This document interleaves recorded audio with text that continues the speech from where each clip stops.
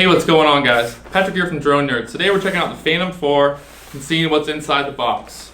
So right off the bat, you can see a difference with the Phantom 4 and the Phantom 3. You have this new gray styrofoam case that comes with the Phantom 4. Easily opens up here on the back, has a little lock, just twist, pop it open. On the inside, you'll find the new Phantom 4 from DJI. You can see right off the bat, there's a different look to the Phantom 4 compared to the Phantom 3s. You have this new polished, shiny look to it. Looks more high-end, cleaner. There's a new gimbal lock that comes with it. Easily clicks on the bottom, on top here. Pops on and off, easy. Holding your gimbal in place when you're moving around, storage, stuff like that. Big difference I've noticed right off the bat is the new gimbal system, or how the gimbal mounts to the drone. You can see we're losing the little square plate that was on the bottom before with the Phantom 3 and the little grommets. And now the actual gimbal is built into the body of the drone. It sucks everything up into the middle here.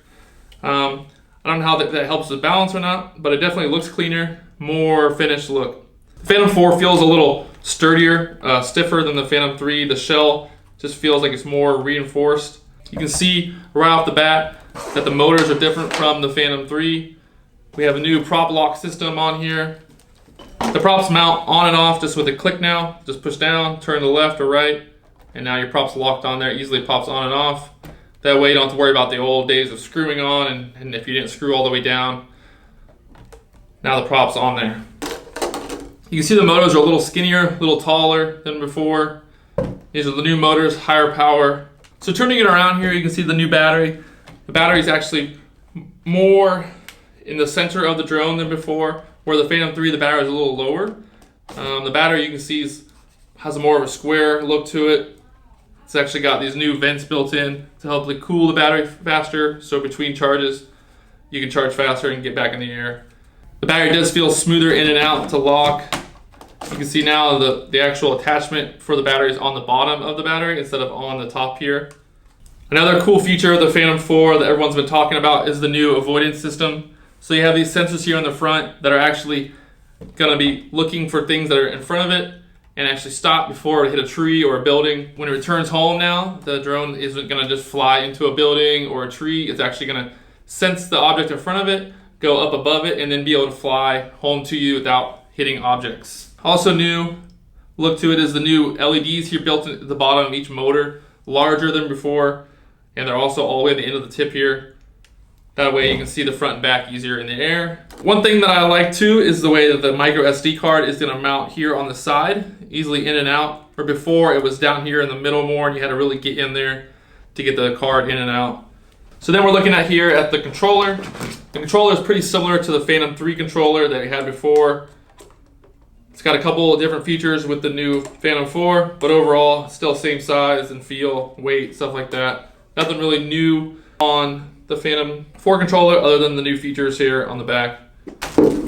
Like I said earlier, the charging is now on the bottom of the battery, so the charger just mounts here, in and out like that, click in, click out, nice and easy. The chargers are now white, has more of an Apple look to it, more clean, more polished look. Every Phantom 4 is going to come with 8 props, 2 sets, in case you lose one or bend one or something like that.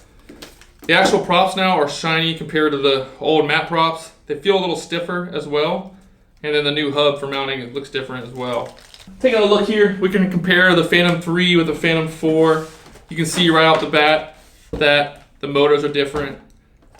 As well, if you look here at the top, it seems like the Phantom 4 is a little more sleek here on the top, where the Phantom 3 is just a little wider. It might just be an optical illusion, but that's the way it looks as I'm looking at it.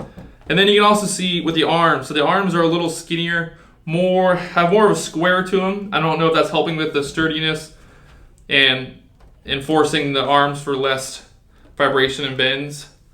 Where the Phantom 3, has the more round arms, they have more bend to them. You can see like right there, I can really kind of wiggle the motors around. And then on the Phantom 4, doing the same motion, it's very hard to move the motors. Again, looking at the batteries, you can see, so the battery on the Phantom 3 here is mounted a little lower. It's a different battery as well. You can see right there. The Phantom 4 battery is actually going to be right in the center of the drone. I think that's going to help with the weight distribution. stuff like that when flying for smoother flights. Just overall, you know, the Phantom 4 has a cleaner, more high-end look than the Phantom 3. They're keeping with the white, but they're going with a new shiny look on the Phantom 4. Pretty easy to see a difference here with the gimbals and the way the gimbal mounts. The Phantom 4 gimbal is a little smaller, but it looks more enclosed and more finished. Has a more finished look to it, just the way it's set up. Overall, the cameras are pretty similar with the features. Just from kind of giving a look here, you know, the Phantom 3 definitely shakes more than the Phantom 4 with the gimbal and the way it's mounted. And then also looking at the bottom here, so that, you know, before the LEDs were here on the arms, and now the LEDs are here on the bottom of the Phantom 4. We had these 4 screws here on the bottom of the Phantom 3 that held everything together, and now it does not look like those screws are there anymore. We just have 1 screw here, and then another screw back here. You know, just from the feel, they feel pretty similar in weight. Just from holding in my hand, I can just feel that the Phantom 4 just has more rigidness to it. Just feels higher end, less plasticky.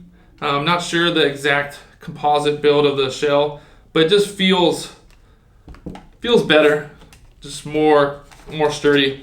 You know, I just, when I'm holding the Phantom 3 and stuff, it kind of has a little bit of a creak and crack to it if I really bend on it, where on the Phantom 4, it's got more rigidness to it. Be interested to open up the shell and see what's on the inside compared to the Phantom 3.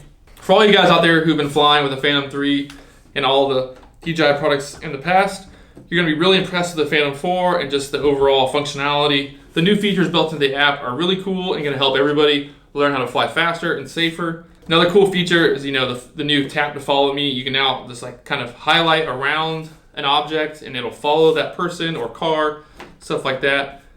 And the tap to go feature is really cool. Now you just tap on the screen and the drone actually flies to that point, avoiding obstacles and things like that along the way.